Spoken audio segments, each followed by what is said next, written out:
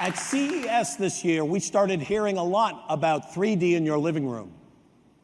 And of course, an initial investment there is going to run into the thousands.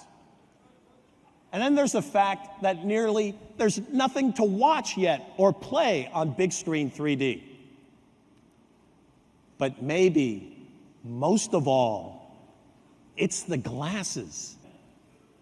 In fact, we think there's a better way, a solution that lets you take 3D along with you wherever you go.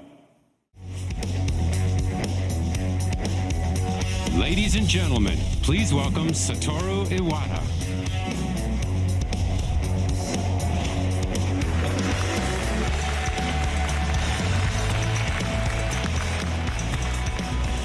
Everyone, this is Nintendo 3DS.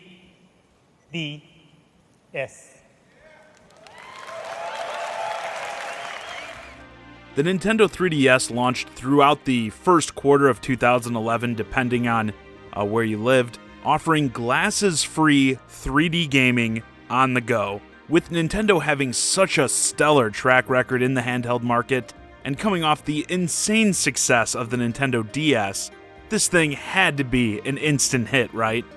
Well, definitely not an instant one. 3D, yes, was the hip new thing at the time, but as we know, it never really took off in general. And while the 3DS toted this cheaper glasses-free experience, it wasn't that cheap, launching at $250 here in the States, pretty pricey for a handheld. And there were concerns over eye strain from staring at the 3D screen over long play sessions, even a lot of worries about it damaging children's eyes, with Nintendo themselves warning that children under 6 probably shouldn't play this with the 3D on. Not exactly a great selling point for parents. More realistically, the tracking of the 3D was a huge problem, as you had to hold the system in just the right spot at the perfect angle to even really enjoy it, making many opt to just turn the 3D effect off altogether. Needless to say, the system had a very troubled launch. Nintendo was preparing for the release of the Wii U and phasing out the Wii and the DS, meaning a lot hinged on the success of this new handheld, and it failed pretty dramatically out of the gate. At the time here, during its first full quarter on the market, it barely sold 700,000 systems worldwide.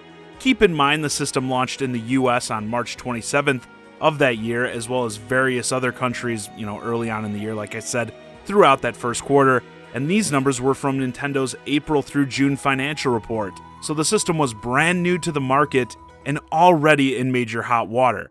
And this writer here even mentioned, "Here's hoping for their sake the Wii U is a big hit." Don't know about that one, Chief. But drastic times call for drastic measures. So the system received a major price cut. The Big N slashed the cost of the system from $250 in the US down to $170. Many of you early adopters may remember getting the free retro games as a make good. So about a 32% price drop, again in the first few months the console was on the market, meaning the system was being sold at a huge loss, and Nintendo at one point I know stated that they hoped it would start being profitable by the year 2013. And not only was Nintendo dealing with this difficult launch, but the PlayStation Vita was also waiting in the wings. Sony's successor to the PSP was launching at the end of the same year, boasting superior graphics, build, and features for around the price of what the 3DS launched at. It appeared to many that this system was practically dead on arrival, soon to be abandoned and forgotten, like so many other failed systems. But this move of desperation turned out to be incredibly fruitful.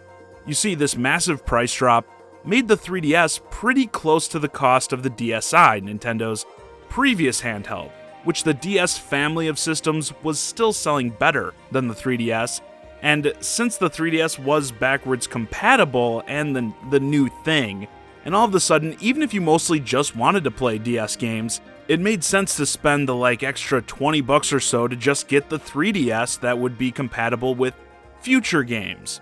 And then when the PlayStation Vita did release later on, it was met with a similar pricing issue that the 3DS started with.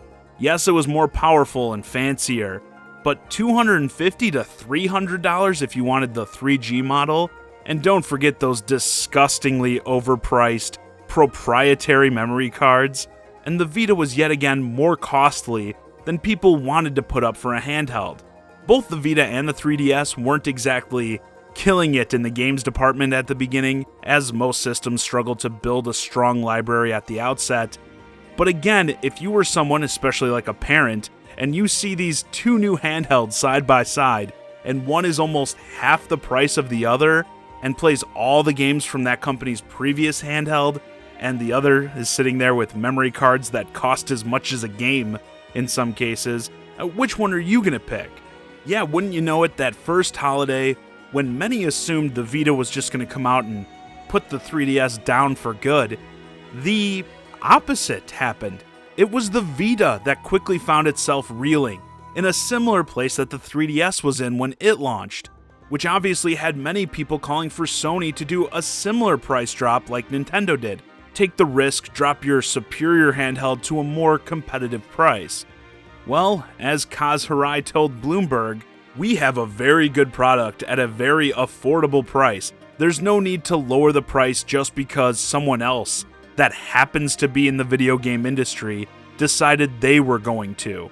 Unlike Nintendo, they refused to budge on that price, and things went from bad to worse because as time went on, both systems' libraries began to materialize, to take shape. The Vita desperately trying to pump out home console type experiences that often just felt like lesser versions of their home console titles, while Nintendo put out, honestly, one of the greatest, not just handheld, but just greatest overall system libraries of all time. Obviously, you had the staples like Mario and Kirby, classic titles like Star Fox and the Zelda 64 games being remastered for it, but Nintendo even took some risks of their own with like Kid Icarus Uprising, which in my opinion is easily one of the best titles to be released on the system. Fire Emblem Awakening similarly brought the Fire Emblem franchise back into the mainstream, and the 3DS even got some really impressive third-party support early on with like Snake Eater 3D and Resident Evil Revelations, which honestly I just love Revelations. Even brand new franchises like Square Enix's Bravely Default, and of course once new Pokemon games touched down on this thing, forget about it. Yeah, it wasn't long before Sony gave up on not just the Vita, but the handheld game entirely, stating there wouldn't be a successor, no Vita 2 or anything, because, as they put it, people just aren't as into handhelds anymore. Yeah, sure Sony, that's the issue. Now that meant the Nintendo 3DS for a long time ran largely unopposed. Yes, the Vita still existed, there were still games being made for it, but it wasn't in any position to challenge Nintendo. They were firmly in control of the handheld market, and this was important to Nintendo because, as I alluded to earlier, the Wii U, the system that during the early days of the 3DS, like I mentioned before, people were hoping would come to save Nintendo. Yeah, as you're all probably aware, the Wii U ended up not being in the position to save anything, even itself. It was a massive failure for Nintendo, and definitely not one they were ever able to turn around. Which is why the 3DS's success became even more vital, because a handheld, something that is often looked at as a secondary in the console world, quickly became Nintendo's primary console. So even though they were firmly in control of the handheld realm, they couldn't afford to get complacent. They needed this thing to continue to sell like hotcakes and be their main software pusher.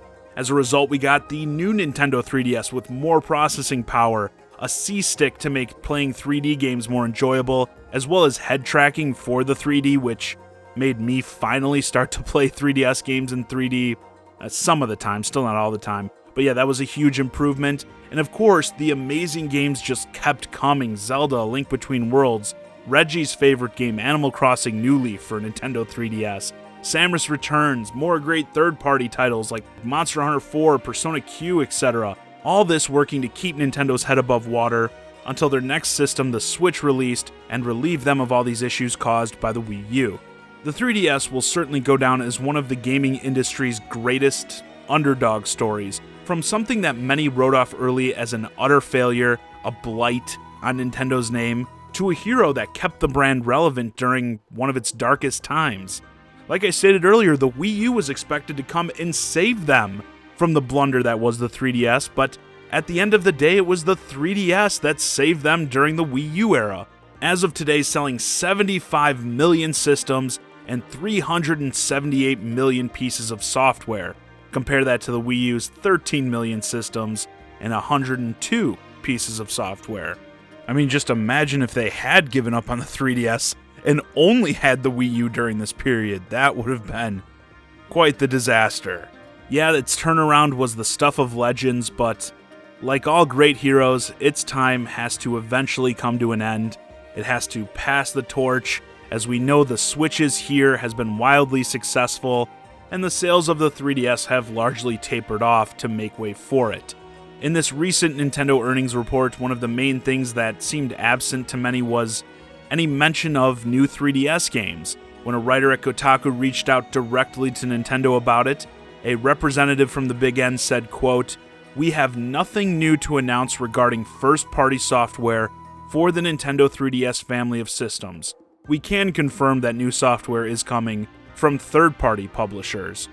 So yes, there may be a third-party game released here and there. Limited Run Games said they're working on a 3DS physical game actually, and they've done a solid job of doing physical stuff for Vita games even to this day.